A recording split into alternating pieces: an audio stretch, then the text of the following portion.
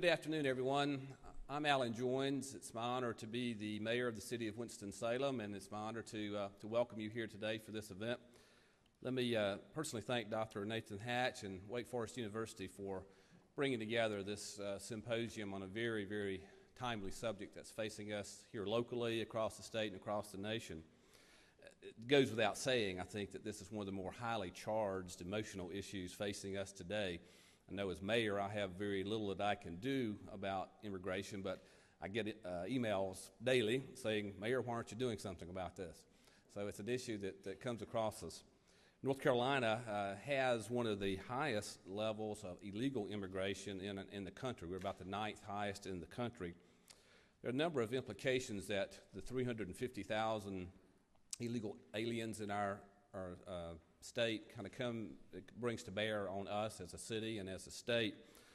We see growth of the gang activity in Winston-Salem and in major cities and really in rural areas across our state.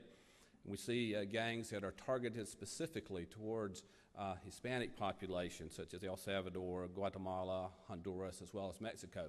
Not saying that those are the only gangs that we're facing. Matter of fact, they are a minority of the gang activities that we are seeing in our city. The Keenan Institute at UNC has estimated that Hispanics in our state spend or contribute about $756 million in taxes to our state. At the same time, there is a cost to the state of about $817 million for K-12 education, for health care, for corrections expenses, therefore creating a net deficit to the state of about $61 million. However, we have to look at the other side of the coin, and that is the economic impact of Hispanic population is substantial on our state and on our city. The Keenan Institute suggested that 29% of construction workers are Hispanic, and if those workers are withdrawn from our economy, there would be an economic loss of about $10 billion in construction, $2.7 billion in construction material and labor, $145 million in equipment and building rentals, and there would be about 27,000 housing units not built. Our own local home builders has estimated that if the Hispanic labor force was withdrawn from Winston-Salem, we could see an increase of as much as 5% in the cost of housing here locally. So it does have impact. My acquaintance, Mayor Bloomberg in New York, has said that New York City would basically shut down if Hispanic labor was removed from that city. There are, of course, other impacts on us locally. At our health care center, about 29% of the folks who go and utilize our emergency facilities are Hispanic. So there are impacts on the local level, both city and countywide, that have ongoing cost implications, and as I said, we have very few tools to deal with them. So I certainly appreciate the opportunity for this panel to come forward today, as well as the speakers over today and tomorrow in dealing with this subject. It's now my honor to introduce the moderator of this particular panel, Professor Peter Siavelis. So Peter, thank you very much. Thank you. Our job today on this panel is to analyze the local impact of immigration in North Carolina. And to do so, we have two very distinguished speakers that are joining us.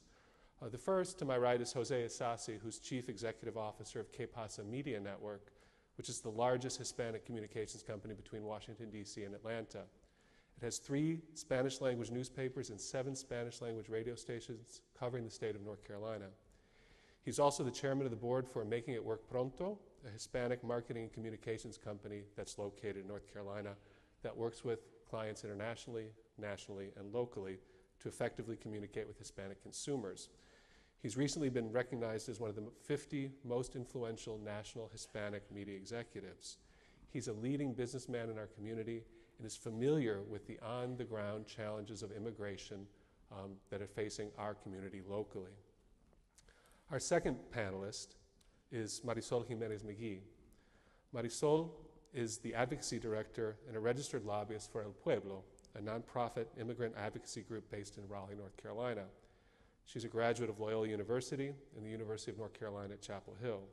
She also is familiar with the challenges of immigration on the ground and also additionally works in the trenches politically as an advocate for comprehensive immigration reform. I want to extend a warm welcome to both of you. Thank you for being here at Wake Forest with us, and we're really delighted to have you. Jose, did you want to begin for us? Thank you very much. Let me begin with a little personal anecdote to help our moderator to steer us. I've been in the United States for over 40 years, and as you can already see, I have a very heavy accent. And when I get involved in this type of discussion, I get carried away and speak too fast, and pretty soon nobody understands me. So don't hesitate to say, slow down, Jose. You know, the little personal anecdote was many years ago when I was a young guy, long time ago, I had a mentor, a gentleman called Gene Cataviani. He was one of the presidents of Westinghouse, that said, Jose, you're a dynamic speaker, you know a lot, but nobody understands you. But I'm going to fix this for you. He contracted a great guy called Professor Tofaya of Swarthmore College, head of the Department of English, okay? And for almost a year, 3 times a week, I went to this house. This guy prepared great coffee. We had this coffee ceremony. It was great coffee. Professor Tofaya had a theory. He would teach me to say the Gettysburg Address perfectly, and then I would proceed to transfer that enunciation and pronunciation to my everyday. It took him a year, but at the end of that year, he was very proud to be in front of Gene Cataviani and said, Gene, listen to Jose. And here went the Gettysburg Address perfectly. Never transfer anything to my daily speech. So that period of education never really flew into it, okay? The question was, God did not bless me with an ear. I don't hear myself. I mean, I love music, and when I go to church, my kids and my wife sit as far as I can from me so they don't hear me singing, okay? So God did not bless me with an ear to hear myself. But God blessed me in being a Cuban, okay? And when I came to this country 40 years ago, looking for a better life, I stepped in here, and there was no immigration problems. The United States had passed a law that said that all Cubans that come to this country, automatically, just stepping on the soil, they're granted political asylum, a path to residence, and a path to citizenship, okay? Now, the funny part, the reason for the law at that time was because of the Cold War, Cuba was a communist country, et cetera, et cetera, et cetera. Things have dramatically changed in the last 40 years. But thanks to a very powerful Cuban-American lobby, that law still exists. So those Cubans that come here today, just looking for a better life, the same way that the Mexican comes looking for a better life, have a blessing. They step in here, they don't have any of the problems, okay, the Mexican population have.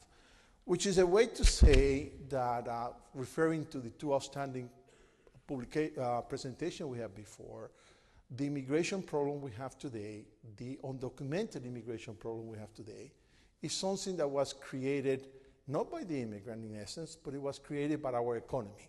We needed workers. We need workers. And we create that problem, and that problem can be solved by us when we create it. But somehow we stuck, okay? We stuck. We're not making progress in creating problems. As I say, because the previous speaker says, there is not a there's not a good join of what the needs to be together with what the political power wants to be to solve this problem. But the reality is very simple.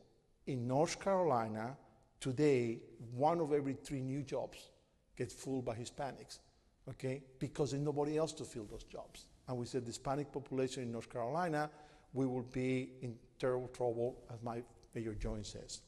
But let's go a little bit back in history, okay? Back in 1970, the first year I came to North Carolina from Philadelphia, there was about 43,000 Hispanics in North Carolina, hardly none. By 1990, about 20 years later, that had grown to about 76,000 Hispanics. 4 years later, by 1994, from those 76,000 Hispanics, it had grown to about 156,000 Hispanics. What happened? What happened between 1990 and 1994 and the years beyond? The fantastic growth that North Carolina experienced during those years and the demand for jobs. I mean, I don't know if any of you were there down these years, in the 1990s. Eric McDonald had permanent signs that says help needed. There was jobs, unemployment was below the theoretical full employment, and without Hispanic labor, the growth of the state will have stagnated, okay? Today, well, the numbers fluctuate. As Mayor Jones says, about 50% of the population in North Carolina is undocumented. So it's hard to pin up really how many people they are.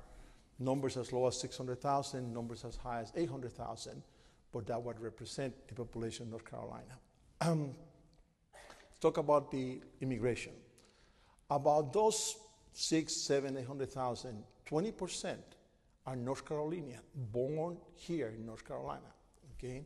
About 20% are U.S. citizens born in this country, but that migrated from other states. And then about 20% are legal immigrants.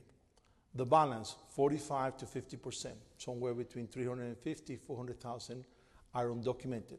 And that represents the bulk of that labor that keep the construction industry, keep the agriculture, keep the buildings clean, keep the packing industry going. And that's defined the immigration issues that we have here in North Carolina, okay? Now, having defined that, you can start talking about what does that mean, just like the previous speaker. Well, tremendous burden in the public arena. We're talking about somewhere between 50 and 60% of the growth of the public school system in North Carolina in the last few years are Hispanic children, okay?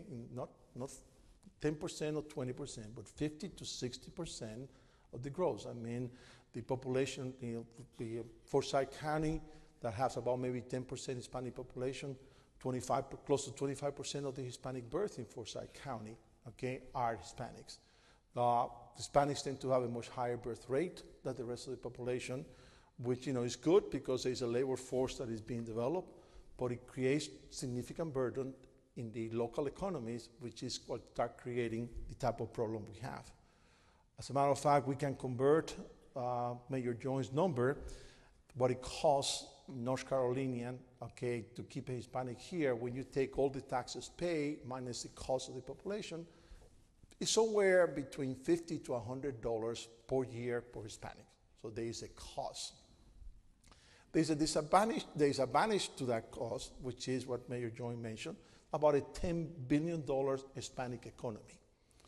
But then as you start breaking down those numbers, the issues start coming out. The best estimate we have of that $10 billion economy, somewhere between 30 and 35% is an underground economy. An economy doesn't pay taxes, an economy which is an all-cash economy because our undocumented that get the money get paid cash, and they operate in a whole cash economy. So the whole issue on documentation start permeating and start creating this class, the second-class citizen, which operates every day here in North Carolina, breaking the law, literally. I mean, it's a citizen that for them to survive in the everyday, the first thing they have to do is get false document. When they get here as undocumented, they're not criminal. Okay, actually enter the United States without a visa, without something like that, is a misdemeanor, and I'm sure some of the attorneys in here can testify to it. But then, when you start now living in the United States without documentation, you start becoming a criminal. Okay, not only you start becoming a criminal, you help your employer to be a criminal because employ illegal, undocumented workers is a criminal offense. Actually, it's a criminal offense that could be put the employee in serving jail term, not only a fine, but actually serving jail time. So you see, we start taking the numbers and we start breaking them down. The statistics of 350,000 to 400,000 undocumented people in North Carolina, which came here because the economy needs them. Okay, that's the reason they came. They came here because without them, the economy would have froze in the early 1990s. Okay, they come in the second-tier migration. They walk in here, and yeah, they committed a misdemeanor by crossing the Rio Grande, okay, without a visa. But immediately, for them to be able to survive day to day, they become criminals. They become criminals because the only way they can survive in this economy is by constantly breaking the law. Not only that, they make a significant segment of the population become criminals because everybody that employs them becomes a criminal. And that, I think, is the big issue we got in front of us. We have a development of a significant segment of the population, 12 million people in the United States, 350,000, 400 people here in North Carolina, which are getting used every day to live outside the law. That for them, the law doesn't mean anything. For them, the law doesn't help them, okay? The law is not part of their everyday life. Their customs, the custom of the United States, be law-abiding, be God-fearing, doesn't register with them because for them to live on a daily basis, they need to constantly break the law. And of course, things are happening that makes it every day worse, worse, and worse. Talking about the local scene, we got today two big issues that is forcing this group of persons so essential for our community to become even more and more isolated. One of them is the Real ID Act, which many states have interpreted as they can no longer issue driver's license to undocumented workers. You can no longer issue a driver's license unless you have a valid, supposedly North Carolina interpreted that you cannot issue a driver's license to somebody unless they have a valid Social Security. Or if you are a foreigner, unless you have a valid visa stamp in your passport, and the driver's license will get issued only for the length of the time you're allowed to be here in the United States. What that means, I think that the best estimate I heard, somewhere between 70 and 80,000 driver's licenses that were issued in the past associated with driver's license issue using a tax ID number and using some sort of official Mexican government identification will not be able to be renewed. So what we're going to have a bunch of people now, more and more, driving without a license. It's estimated that within 7 years, there will be close to about 100,000 Hispanics every day driving without a license. And it's estimated that that will discourage even Hispanics to really learning how to drive. Why? I don't have to pass a test. If I know to drive, I cannot get a driver's license, so I'm just going to jump in the car and I'm going to drive. And therefore, you cannot have insurance, and that will continue to propagate and propagate. And that's something that is happening today as the federal government ignore the issue of immigration, is passing down to the political level. And then each state struggling for themselves. And sad to say that North Carolina decided not to issue driver's license. I'm happy to say that some states are saying, the heck with the Real ID Act. I understand that New York just decided that they will issue driver's license to undocumented. That is absolutely crazy to have, hundreds of thousands of people that driving around without a driver's license without insurance. Again, the practicality of the issue cannot be negated by the philosophy of, send them back or something like that. The second issue, which is happening very close to our home, which is really aggravating this issue of the immigration in here, wow, that was not thunder, right?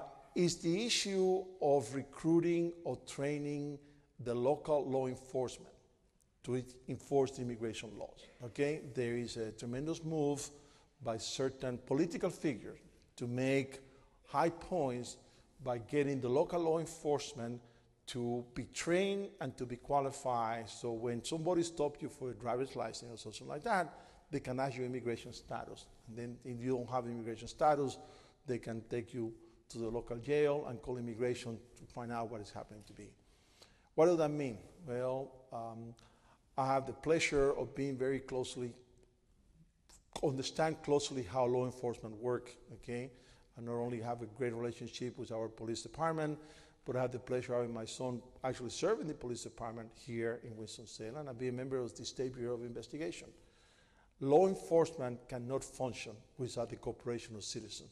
If law enforcement wants to know what happened within the Hispanic population, unless the Hispanic population talks to law enforcement. I mean, there's not enough policemen you can have in any block to find out what's going on. But now, up to now, it has been clearly understood that the police will enforce the local laws and they will not touch immigration. And this starts permeating, and we already got several counties in North Carolina. Probably the most well-known is the Mecklenburg County where Charlotte is. As these new tendencies start getting enforced, we get in the Hispanic community withdrawing even more. Now I don't even want to talk to here in North Carolina, I don't want to talk to the local enforcement. If I have a problem, I will take care of myself. I will get Don Luis down up the hill to get his goons to take care of my local problem, because I cannot trust the local police, because I may go there and I wind up being deported because of this. So what we have here in North Carolina is very much what it was described previously by the two previous speakers at the national level. We have a population which, in a way, about half of them is legal immigrant. As a matter of fact, 40% are U.S. citizens, okay? But we have 350, 400,000 which are undocumented, which are an essential component of this economy, and without which this economy will have some major impact. I will not say that it will not function, but it will have some major consequences. And because of not facing the issue, what we constantly see is the marginalization of this group of people each day, more and more and more. In a reality basis, this is, I can come and tell you, sit down here for the next 2 hours and tell you horror stories of what happened as you marginalize this population, okay?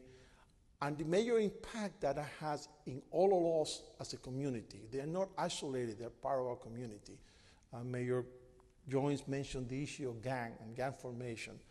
I mean, without getting somebody within that community to speak where they are and what they're doing, there's no way you can tackle that problem. So we got this community in North Carolina, which is the essential component, that is being marginalized.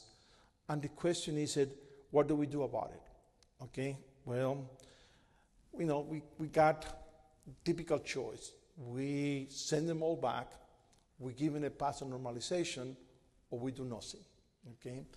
And I think that what we should try to explore in a conference like this is what are the positive and the minus, okay, in a real basis. Get away from the theory, okay? On the real basis, what are the positive and the minus of each one of the options we have, okay? We send them back. Let's take a couple of samples just to get some thoughts going.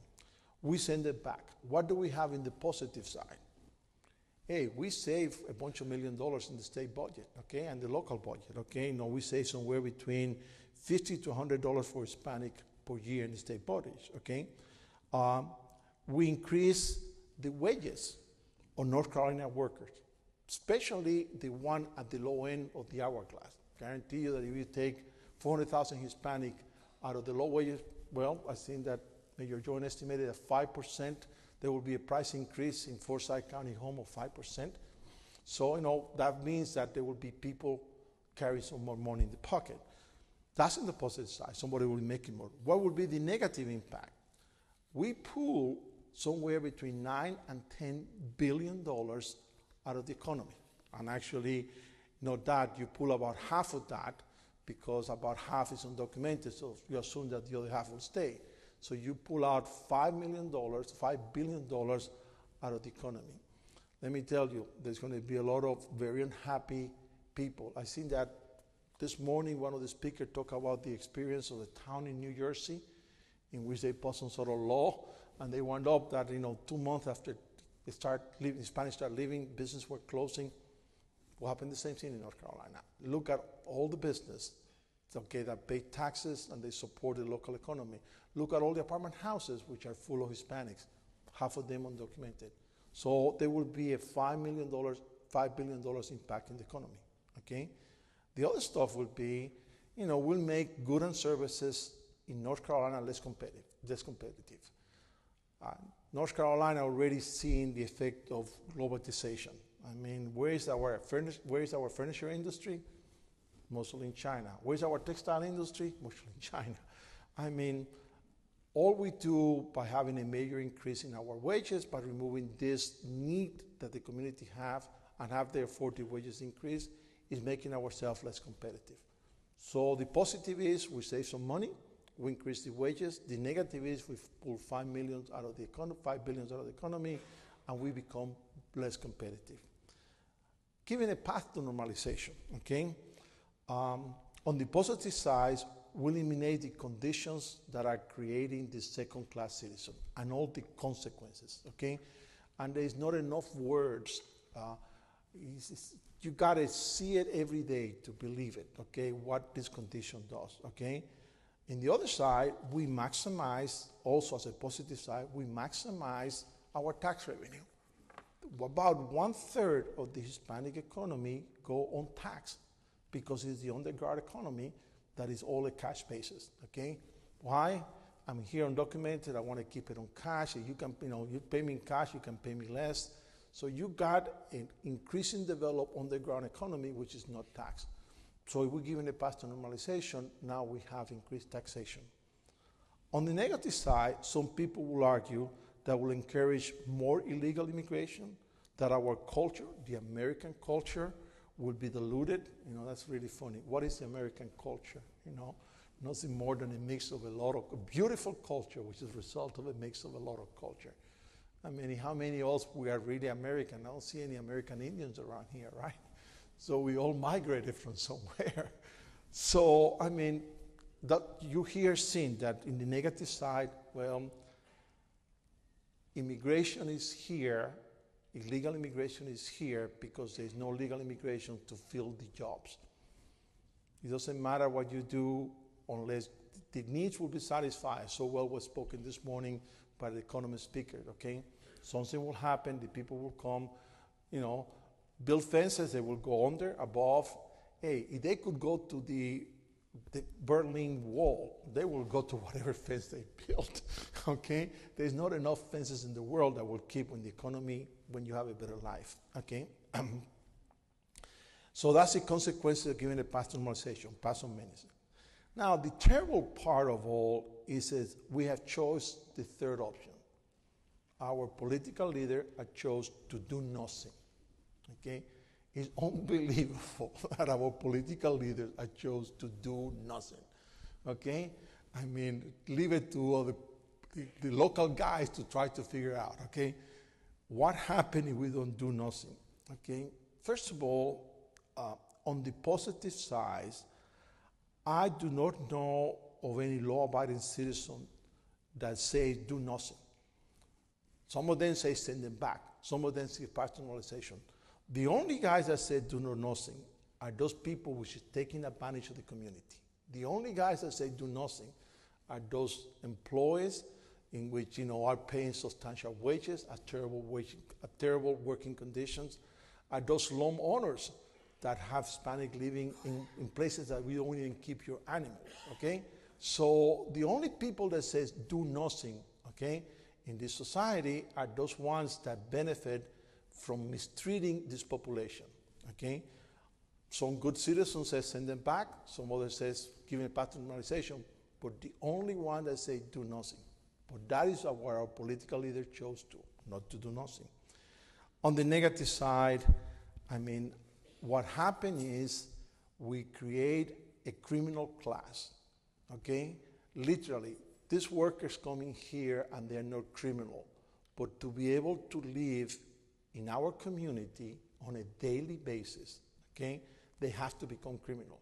Not only that, they make a lot of the people to become criminals. They make the employees criminals, they make people that provide service to them criminals. So this doing nothing is for me, it applies to North Carolina, applies to everything. And what is very interesting is that what we're trying to see is local initiative. We're trying to see, thanks God that we have some powerful local governments that say Washington is crazy, we're going to do something. Like the state of New York, they say Washington is crazy, the heck with Washington, we're going to issue driver's license and we'll see where we go there. Now that's not a way of solving this problem. Not a way of solving the problem that North Carolina will do this and New York will do this. We need some leadership from our federal officials to solve the problem because the problems in North Carolina are no different. Okay, they are worse because, out of 12 million illegal, instead of having 2%, which is more or less our share, we have about 5% of the, So it's worse because of the magnitude, because North Carolina had a very good economy, okay? But in a way, the solution that our leaders in Washington have selected, which is to do nothing, affect us in North Carolina very deeply, the same way that affects us every place else. In summary, I think that we have in North Carolina a Hispanic community that came here to satisfy a need, okay? We refuse to accept or understand that they are here because we need them. And I don't know what the solution will be. I heard the solution normalization to citizenship. I heard potential discussion that a revolving migration in which they come and they go, okay? Probably a mixture of everything is the right solution, okay? Normally complex problems and get solved by one issue. But the doing nothing, the developing of this second-class citizen, which is getting used to live every day here in North Carolina, here in Winston-Salem, in each community, as a criminal, as a marginalized citizen, is not an answer. It's an answer that's only going to get us into major problems. Thank you very much. Appreciate it. Thank you so much, Jose. We appreciate your comments. Now I'd just like to turn the chair over to Marisol. Marisol? I'd like to begin by first thanking Wake Forest University and Dr.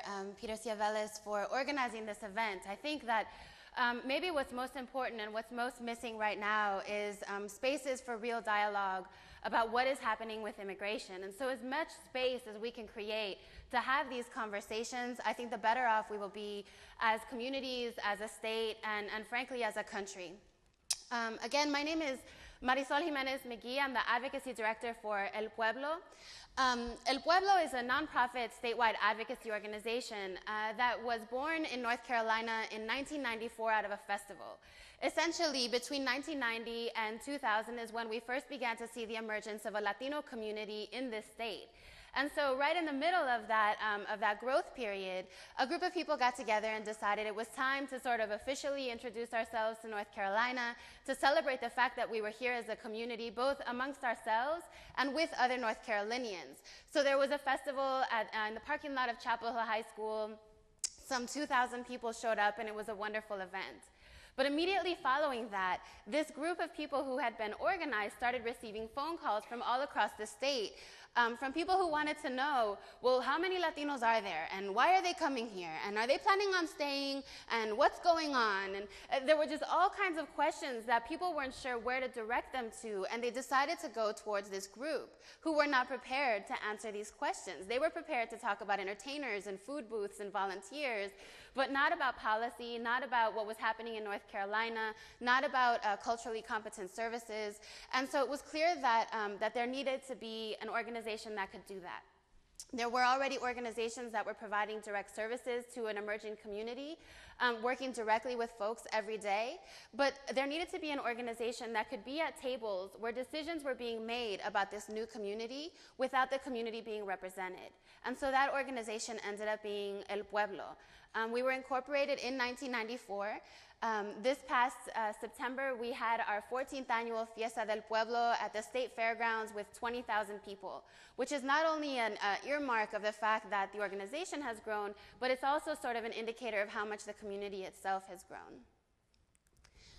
And so where I want to start is clearly with the numbers. And we have heard all kinds of numbers today. And so why don't I go ahead and get those numbers out there as well, right? These are the numbers that came out, generally speaking, in 2000, the 2000 census, which, lucky me, was just around the time that I arrived in North Carolina, just in time for all of the fun. And so in 2000, the U.S. Census came out with these new numbers, saying that, first of all, Latinos, Hispanics, had emerged as the largest ethnic minority in the country. This sent a collective shockwave through the United States in terms of what this really meant. The other numbers that came out was that North Carolina had emerged as the fastest growing Latino state in the country with 400% rate of growth. Again, there was this collective, what does this mean? What does this mean for North Carolina? What does this mean for my family, for my school, for my church, for my community, the numbers, these census numbers, which had been designed to create districts, to decide on taxes, to provide the correct number of services, took on this new tone in 2000 with these numbers. They took on this real emotional gut kind of tone that everyone in the country felt and that people in North Carolina were particularly feeling. And I think that when I think about that tone, what was really underlying it was one sort of core idea. And the idea was, there's not enough. There's not enough schools. There's not enough taxes. There's not enough services. There's not enough housing. There's not enough jobs. There's just not enough. And if there's not enough, well, who gets and who doesn't get? And why? And so all of those questions really started emerging around this idea that there was a distinct scarcity of resources and that someone had to be cut out. And the question was, who should that be? And so these numbers really sparked that in a big way. The other thing was that North Carolina found itself in the spotlight of a national debate around immigration. Frankly, a spotlight that North Carolina never wanted to be under. North Carolina did not want to be on the national map in terms of an immigration debate, did not want to be having this conversation, and nonetheless, in 2000, there it was. North Carolina was all of a sudden the target of national organizations and media and people coming in saying, what's happening in this state? Now, I want to ground this number about the fastest growing Latino state in the country, right? 400% rate of growth.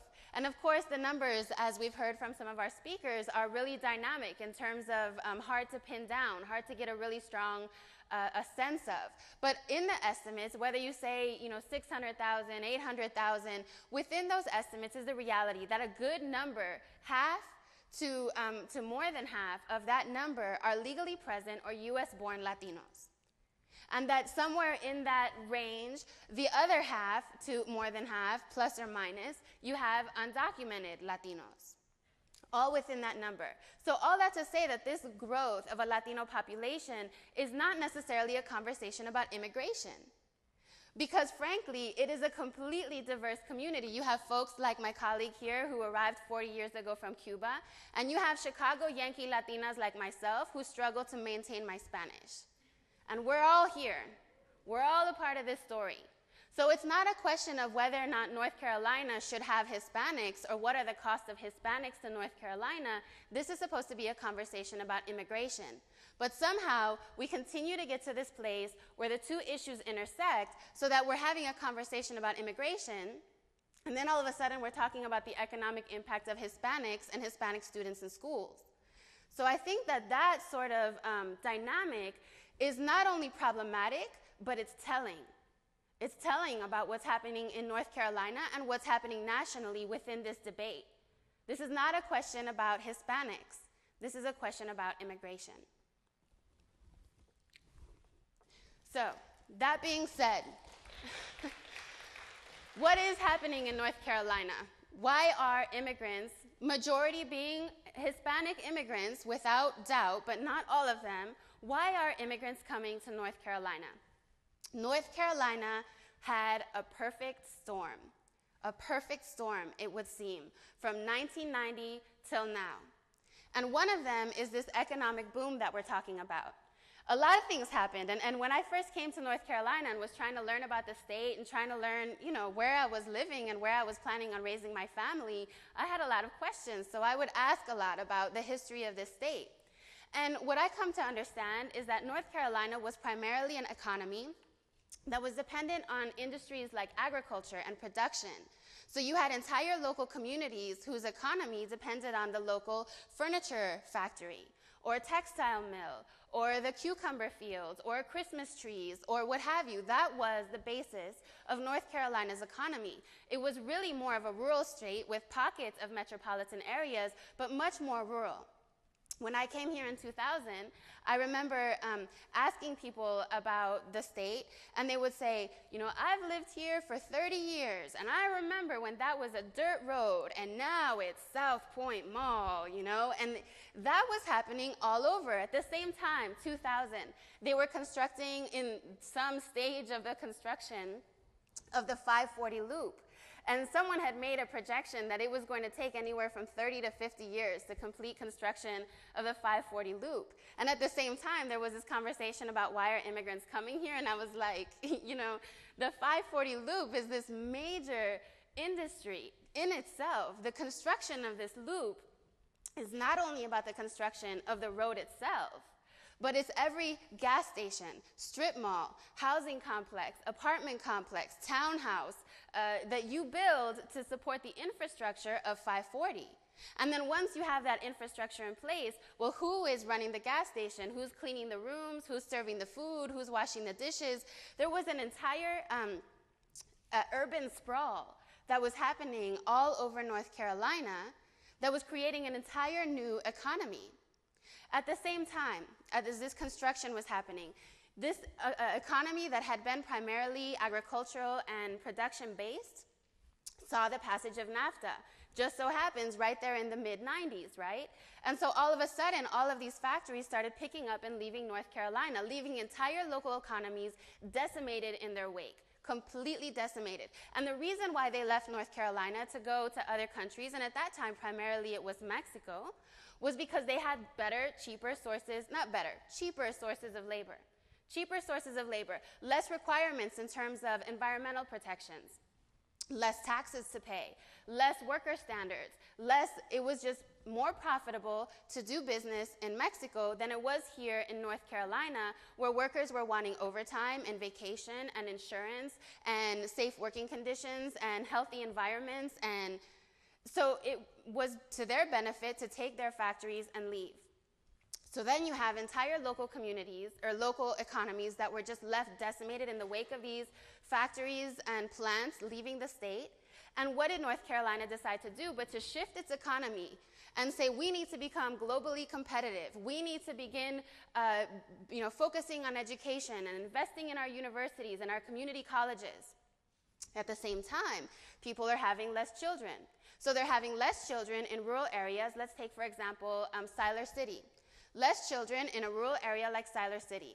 Those children grow up and they head out to Chapel Hill or Durham or Wake Forest or wherever to attend university. When they complete that university education, do they go back to Siler City? No.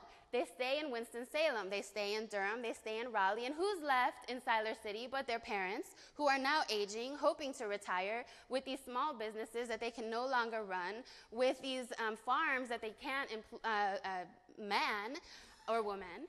And so there was this gap. There was this gap that happened. And so North Carolina very successfully shifted its economy to an intellectual economy. It also constructed things like the RTP, the Research Triangle Park, and brought in folks who were bioengineers and chemists and intellectuals of all types. And the economy of North Carolina was trying to attract workers and groom workers who think for a living. I think for a living. I think about what I think. I ask you what you think. We talk about what we think. I write about what I think. We argue about what we think. And I get paid for this, right? But I don't get paid to produce anything beyond an idea. So in terms of the lighting, the electricity, the plumbing, the cleanliness of this conference hall, I don't do any of that. So every time you bring in someone who's going to think for a living, they need another 3 or 5 people who are going to lift for a living. And that's what happened in North Carolina. We needed people who were going to lift for a living. Now, no doubt that there is competition between those who have, for whatever reason, still been disenfranchised from the ability to rise above this, lifting for a living sort of level of our community or need, so that they still haven't been able to access the university educations to be able to think for a living and are still required to lift for a living. They do compete with these immigrant workers, and that's another story. But that entire storm in North Carolina of the economic shift was fundamental to why North Carolina. Why North Carolina? Because North Carolina became this beacon of light saying we need workers. All kinds of workers, but we need people here. The other piece of it was recruitment by industries. North Carolina, the largest employer of migrant workers in the country, has been for a long time. What that meant was that North Carolina had essentially created a migrant pathway. People knew the landscape. They knew the communities. They knew the employers. They knew the need. They saw the construction happening. They were familiar with communities. So when it came more difficult for them to survive in their countries of origin, in their local communities, when it became more difficult for them to participate in that cyclical migration, they stayed in those local communities and they spread the word saying, Scarborough is a beautiful place to live. The people are great, there's lots of trees, the schools are wonderful, there's lots of jobs, you should come. You should come. And so they did. So I was asking one of my colleagues about Scarborough. A good number of the immigrants who live in Scarborough come from one city in one state in Mexico, because it was a word-of-mouth migrant pathway that was created to Scarborough. That's true for places all over North Carolina. There is a space that's reserved in my PowerPoint for a picture that I've seen in another presentation of a billboard in Oaxaca that says, Siler City, Road to the Future. And it's attracting cheap labor to come and work in the meat processing plants. So there's active recruitment to bring in folks into North Carolina by industry. Okay, so that's also happening. You have these industries that want their cheap labor, and Americans, frankly, won't stand for being cheap labor anymore. So they go for the next vulnerable population, and that's the immigrants. The next piece is clearly family reunification and families that want to be together. And in the next slide, in the next couple slides, we'll talk about what that means. But essentially, if North Carolina in 1990 was looking at a majority young, strapping men who came here to do the jobs no one else will do, and all the connotations of that for a community and their ability to aspire for something better than being here to do the jobs no one else will do. But these young, strapping men were suddenly wanting to bring in their wives and their children and their aging parents. And so the shift became one of families involved in this situation and not just these young 20-something males that were here in North Carolina. And then finally, of course, North Carolina is seeing a broken immigration system, and that cannot be denied. We are suffering the consequences of a broken immigration system. And what does that mean? First of all, the fact that we have between 11 to 21 million undocumented people living in the country today is completely unsustainable and unhealthy. And the fact that we have this in a post-9/11 world cannot be acceptable. But what I'm going to say to you right now is that this isn't an American problem. This isn't America, suffering, or Americans suffering from the instability, the insecurity, and the lack of safety that this produces, but immigrants as well cannot be healthy, cannot be safe, and cannot sustain themselves within this system. So 11 to 21 million people being a broken system and being a problem, I say that in a collective we, not the us versus them. Not the Americans versus immigrants, but in the collective, this is a problem for all of us, the collective us, so that we can start breaking out of this, it's their fault, and start looking at we're all suffering under that reality. Nobody wants to be here illegally.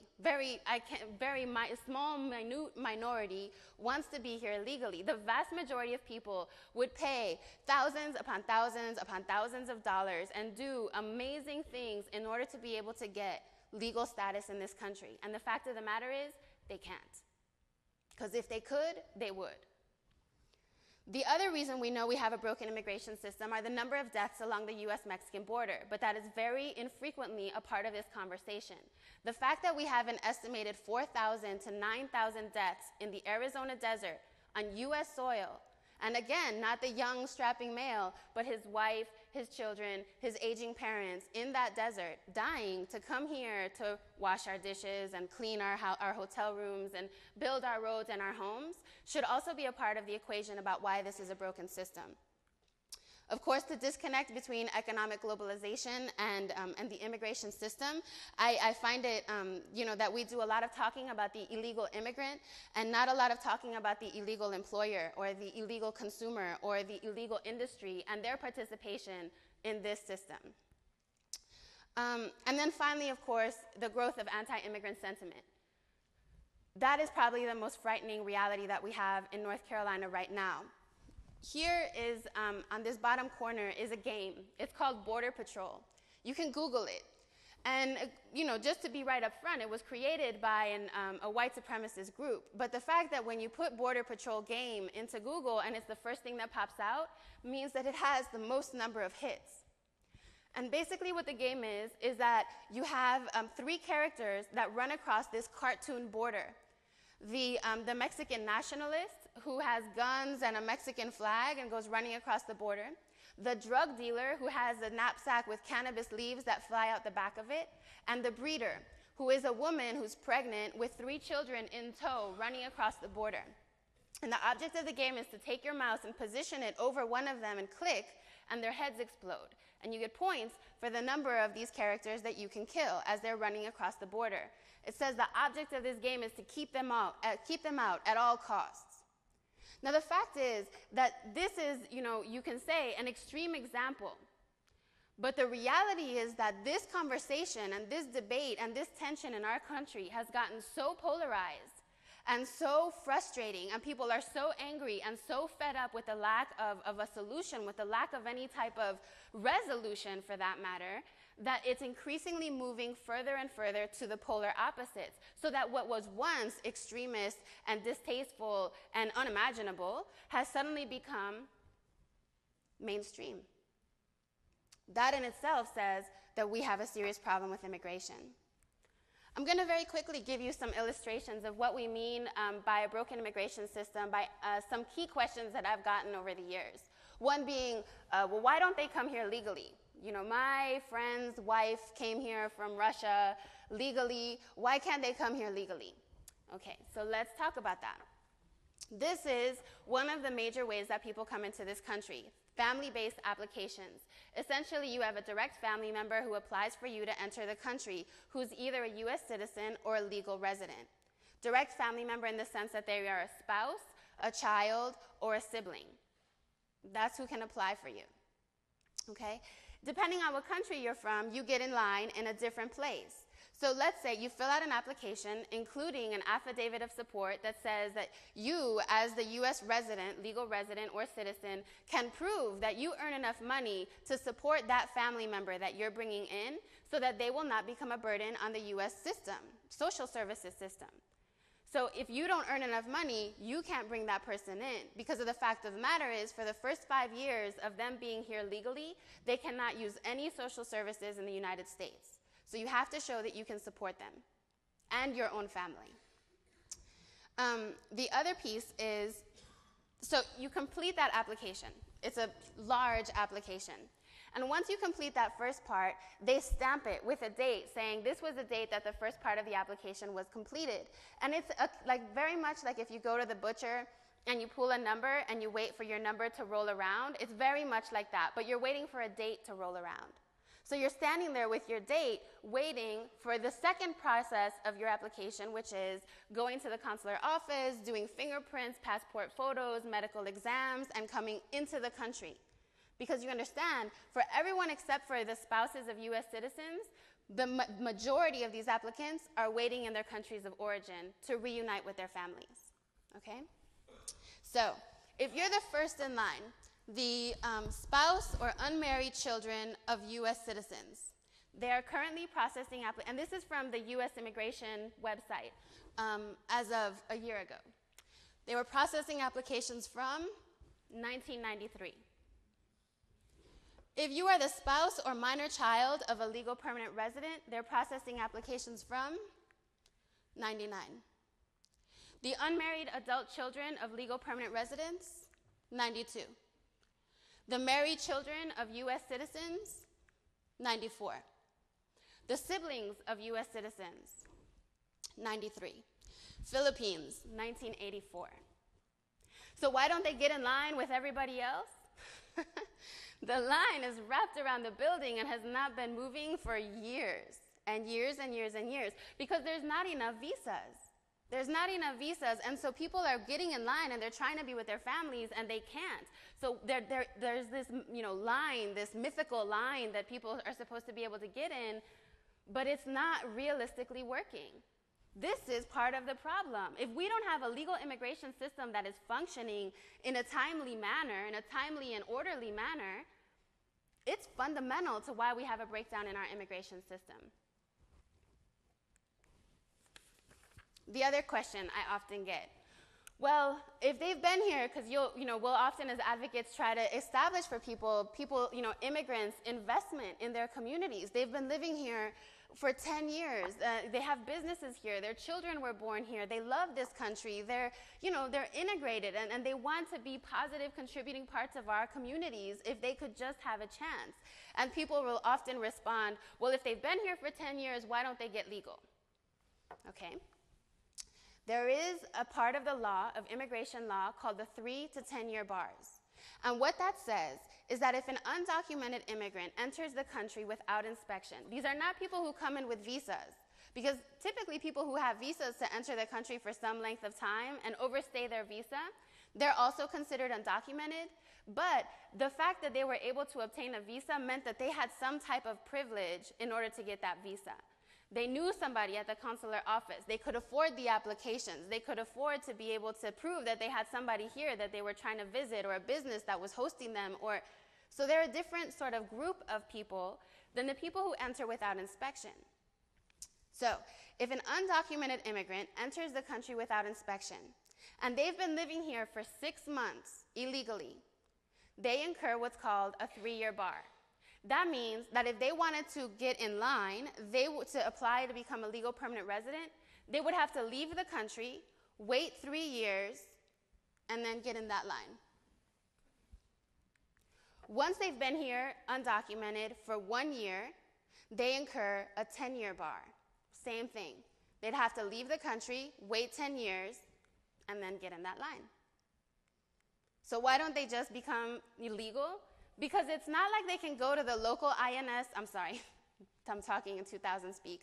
It's not like they can go to the local Department of Homeland Security immigration processing office and submit an application and pay a fine and get their papers.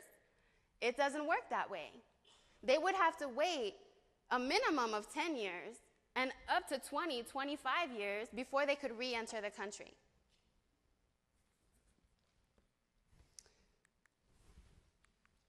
So what's happening? What are we doing about all of this? It's fascinating. Our Congress is doing nothing. They've decided to walk away from the table because it's too politically dicey for them to really take this on. So because we have elections coming up and several presidential candidates who were embroiled in the middle of this debate, and it was becoming very difficult for them to be able to head into their elections, they decided to walk away from the table. And recently, Rahm Emanuel was quoted as saying that he was pretty sure that this was a second-term Democratic president's issue. So they're suggesting the possibility that we might not see the re-engagement of the immigration reform debate for anywhere from 3 to 5 to 6 years. And in the meantime, we have complete chaos in our immigration system. We have communities that are boiling over with tensions, and we have very vulnerable families that are caught in the middle of it. So as advocates, we had been able to say to our General Assembly and our local governments, please hold off. Don't go after immigrant families, because we're pretty sure that we're going to be able to we were naively sure that we were going to get some kind of immigration reform this year. So let's just wait and see what they do, and not try to invent something only to have to dismantle it and reinvent it after the new changes come from the feds. Just wait. But when immigration reform died, it was like the dam broke and the flood came. And what we are looking at now is North Carolina politics that's based on what's called the theory of attrition. And I first heard about this theory at the luncheon at the John Locke Foundation. And we sat in the back alone. Nobody would sit at the table with us. And listened to a gentleman from the Center for Immigration Studies named Mike Krakorkian explain the theory of attrition by saying the following. It's not like we can load them all up into boxcars and ship them out of here. But it's like when you're overweight and you need to burn off the fat, you starve it. And that's the theory of attrition. What we need to do in North Carolina is we need to eliminate every social safety net that exists for a community, for the undocumented community, so that they can no longer survive here. Because if they cannot survive here, they will self-deport and they will stop coming. So that has been the approach to North Carolina politics around immigration in a very big way, and it will continue to intensify. The idea is you do things like eliminate access to driver's licenses, to education, to health services, to local law enforcement's protection, to what have you, and you back that community into a corner until they can't make it here anymore. And Krikorian estimates that this theory of attrition should take about 6 years to accomplish. So what we are suggesting then is that over the next 6 years in North Carolina, we should collectively stand back and watch an entire community suffer its way into deciding that they can no longer survive here and that they will leave. And we'll do that as their children attend school with our children. We'll do that as, as we drive by them and they're along the road constructing, as they're mowing our lawns, as they're coughing down the sidewalk. We will, be fine as this becomes an issue of public health and public safety and public morality. And we'll just stand back and let that happen in the hopes that they will go away. We'll choke them out. And this has gained great traction. So there's a whole package of bills that are being shopped around, and so we've seen dozens and dozens of these types of bills introduced in North Carolina's General Assembly, and we'll continue to see those bills introduced. And this is the approach that we are now taking as a state to how to deal with undocumented immigration. Never mind the fact that what I spoke about before, about that funny intersection that happens when we talk about Hispanics and immigration, and how these policies get implemented. The last thing that's happening in North Carolina is the emergence of raids and deportations all over the state.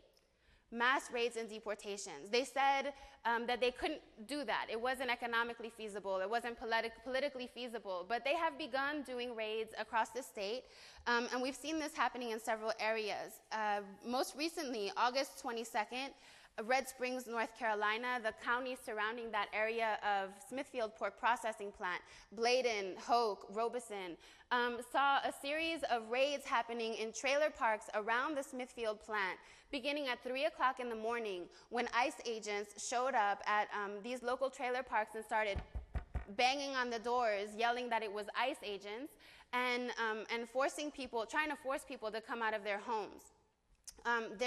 We talked to the public affairs folks from ICE, and they admitted that there had been some type of cooperation on the part of Smithfield, which it happens to be an industry that is embroiled in a labor dispute with these same workers. So basically, Smithfield cooperated in some way that we're not clear about with ICE agents to turn over these 28 individuals, the majority of whom were current or former employees of the plant, 13 women, 15 men. The women were sent to Mecklenburg County Jail. The men were sent to Alamance County Jail. There were 29 children who were linked to these 28 individuals, including a 1-month-old baby who was still being breastfed by his mother, was left with his father, including 3 children who ICE so generously allowed the mother to sign custody over to the babysitter a few doors down, where the children remain, as she has been moved around from jail to deportation proceedings. This is happening in North Carolina counties and local communities. Increasingly, there were raids very similar to this in Johnston County, in Mecklenburg County, in Raleigh, in New Bern, where people are just finding that their doors are being banged on at 3 o'clock in the morning, staying all day with ICE agents shaking trailers, and knowing in a very real way that any evening it's possible that in the middle of the night, ICE can show up and take your parents, your family, your children, and that there is no relief in sight. So in terms of what's happening in North Carolina continues to be under this spotlight in the middle of this very emotional, very gut-wrenching debate, and it seems that the course we've decided to take is to go after immigrant families. Thank you. Thank you very much, Marisol.